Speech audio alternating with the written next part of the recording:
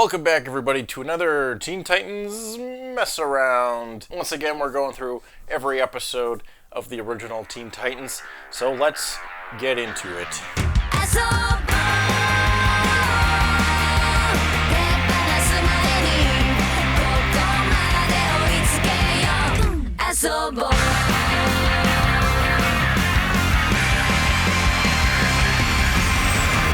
This is Season 1, Episode 6, Nevermore. This episode written by Greg Klein and Tom Pugsley and directed by Michael Chang. As the title alludes to, this is a Raven-focused episode. The reference, of course, being to the Edgar Allan Poe poem, The Raven, which features the Nevermore line, famously. Watch the Simpsons episode if you don't know what the fuck I'm talking about. This is a good one. I like this one a lot. It's a good character development thing for Raven, who we haven't seen a whole lot of yet. So this one opens with a classic Teen Titans fighting a bad guy sequence. This one is featuring Dr. Light, a DC character who shows up in a lot of stuff and is a recurring villain in this show as well. He has light-based powers. That's all you need to know. Also, flashing lights warning for this episode, particularly in this sequence with the Dr. Light stuff. They just go fucking crazy, but there's a few other moments as well, so there's your warning. So the Titans are fighting Dr. Light, and seemingly out of nowhere, Raven fucking loses it and goes all big and demon-y and has crazy, scary Slenderman tentacles and, grabs Dr. Light and pulls him underneath her cloak, which seems to be just entirely darkness. And she's got a demon voice and demon eyes, and it's not looking good. The Titans are able to, reach out to Raven, and she sort of snaps out of it, leaving Dr. Light just completely traumatized. And the rest of the Titans being, pretty freaked out. Then we kick off with our theme song. This episode features the Japanese theme song.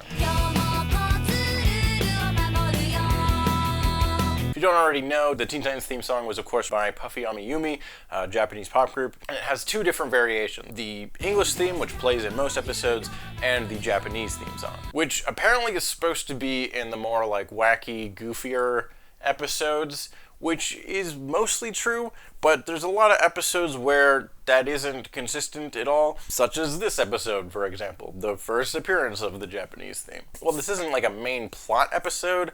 It's definitely not a wacky, goofy, disposable episode either. There's crucial character development for Raven. It's got weird, creepy, dark imagery, and even darker thematic stuff, even if that is slightly in the background.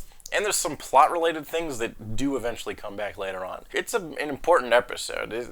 I don't think you can just skip this one. I don't think it's disposable. And while it does have its share of Titans wacky, goofy moments for sure, it's not on the same level as some episodes that we'll see later on in the series. I'm not sure why this episode gets the Japanese theme song, but I like the Japanese theme, so I'm always happy to hear it. Interestingly, the Japanese theme actually has totally different lyrics to the English one. Obviously, it's in another language, but if you translate the Japanese lyrics back into English, they're just completely different. They're about something totally unrelated to the English lyrics. Here are some of them here. I saw a YouTube comment that I think described it very well that said, English lyrics are about the heroes being titans, where the Japanese lyrics are about them being teens. And I think that puts it pretty well. These lyrics definitely fit the more wackier tone of some other episodes that we'll get to, but for this episode, I don't think they really make any sense. But whatever. It's kind of fun to see variation in the theme song, even if it doesn't necessarily make thematic sense for this episode. Anyways, tangent about the theme song over. Let's get back into the plot. So Titans are back at the tower. They're having breakfast, and Beast Boy makes a joke towards Raven about, hey, that was pretty fucked up what you did yesterday, huh? And she doesn't take it well and leaves. The rest of the Titans are Beast Boy, you should probably apologize, because it's kind of a dick move, because whatever Raven's going through is clearly sensitive, so, don't be a dick, maybe. So reluctantly, Beast Boy agrees to apologize. he ends up going into Raven's room, joined by Cyborg, who sort of pressures him into not backing out of apologizing. Strangely, Raven is not in her room, but Beast Boy decides to snoop around in her room anyways, because he's trying to learn more about her. At this point, the Titans really don't know very much about Raven, and neither do we, the audience. Beast Boy stumbles across this strange-looking mirror, which ends up sucking him and Cyborg into it. And they end up in this weird, creepy space dimension. Very Distortion World vibes from Pokemon Diamond and Pearl. Or Platinum, whichever one that's in. A bunch of weird, creepy stuff happens. There's these, like, really weird tiny ravens, like the bird, that have this very creepy, childlike voice that just keeps repeating, "Turn back." Turn back. Eventually we discover that this mirror is actually a portal to inside Raven's mind. So that's where Cyborg and Beast Boy are. In all this weird creepiness, they discover different versions of Raven based on different aspects of her personality, different emotions, very inside out. These different Ravens are represented by different colors. First we meet a pink Raven, who is all super happy, which is kind of just as unsettling to see Raven this overly happy as it is to see her go full demon on Dr. Light. Need to be alone. Then we meet a gray one who's super sad. We meet a green one who's courageous and kicks ass. The bulk of the episode is Beast Boy and Cyborg traversing through this weird, creepy space dimension that's a metaphorical representation of Raven's psyche or whatever. Eventually, Raven Prime discovers that they went into her mind mirror, and so she joins them and is like, you need to leave. This is my brain. My emotions are very complicated, and I need to keep them in check because that's related to how I could control my powers.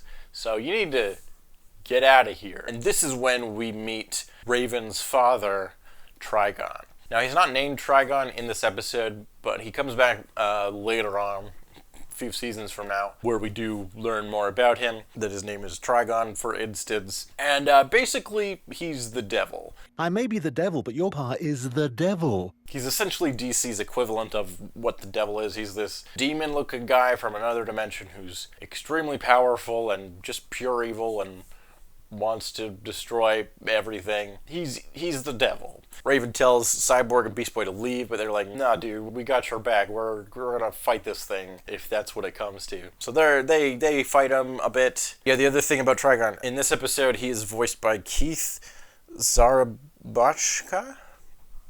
Hopefully somewhat got close to pronouncing that right, which is interesting because later on he becomes a bigger character in the Trigon arc, and in that arc he's voiced by our boy Kevin Michael Richardson. But in this episode, it's a different guy voicing him, which is worth noting, I guess. So Cyborg, Raven, and Beast Boy are fighting Trigon. There's a lot of lasers going on. It's kind of more metaphorical what's happening than literal. Eventually, Beast Boy and Cyborg give Raven the idea to combine and harness the powers of all her different various emotions that exist in this mindscape. And so we see all the different various Raven colors, collect them all. They combine into one Raven, white Raven, of course, because you put all the colors together, you get white. That's how colors work. The most powerfulest Raven, and then she's able to shoot her laser stronger at Trigon than his laser is shooting, and she beats him. Trigon then transforms down into a red Raven with the evil demon eyes, who then gets absorbed into Raven Prime. It's not stated specifically, but I think it's fair to assume that this is a representation of Raven's anger or rage, which got out a little bit earlier in the episode. Although we do learn a lot more about Raven in this episode, we don't get too much more about, like, specifically what is happening.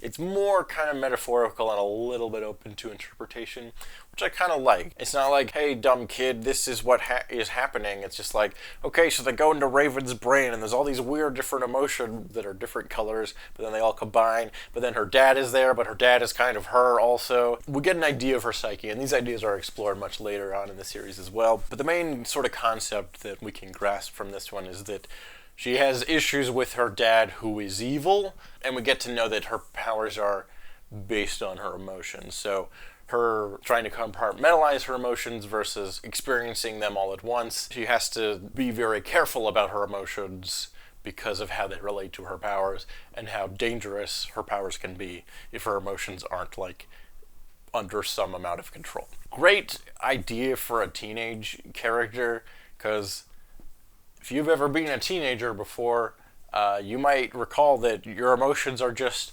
always at the most amount of emotions.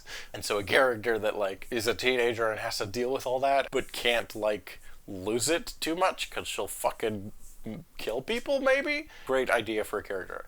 I love Raven a lot. I think she's probably the best Titans character.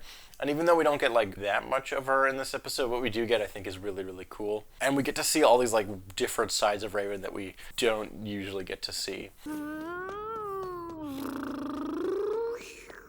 We also get to see White Raven, which is an idea that comes back a few times as like an idealized Raven who's at her like peak power level kind of thing. The episode wraps up with Raven, Cyborg, and Beast Boy reconciling and leaving the mindscape of the mirror thing. All three of them going through this weird experience together becomes sort of a bonding moment, and they become closer as friends. We even get a little bit of some hints of Beast Boy and Raven. Will they, won't they, almost. At least developing that friendship at this point. Early on in the episode, Beast Boy mentions that Raven never laughs at any of his jokes, and he finds that frustrating. He's like, I don't understand why she doesn't like me. She doesn't like my jokes. But then, when they are interacting with the pink happy Raven, she's like, I've always found your jokes funny. I don't know what you're talking about. So maybe there is part of Raven that does actually like Beast Boy.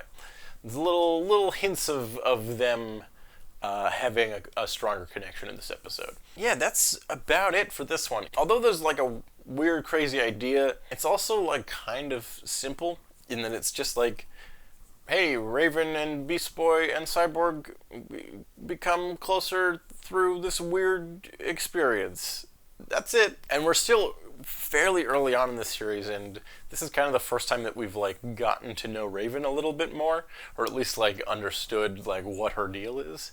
If I forgot to mention, Raven is voiced by Tara Strong, who is in everything, and she does a really good job. I like her performance a lot. She's good in pretty much everything she's in. And here, this episode is kind of fun because she gets to voice these different like variations of Raven as well, who all have like a slightly different take on what Raven's voice sounds like. She's a fun goth chick who's not like other girls and has strong introvert energy, as most of the time she likes to be left alone. The rest of the time she's reading a book of some kind.